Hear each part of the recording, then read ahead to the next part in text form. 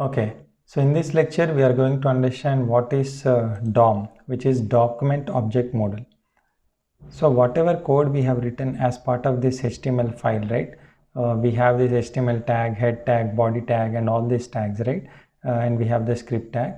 All these tags will be stored as a object within this document object.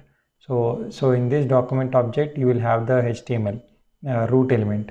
So in that HTML, you will have the head. So whatever code you have written, that will be stored as part of the object also, and this object is accessible using JavaScript.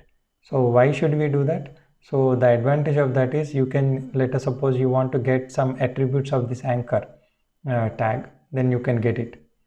Let us suppose you want to update the text within this h1 element, you can do it using JavaScript.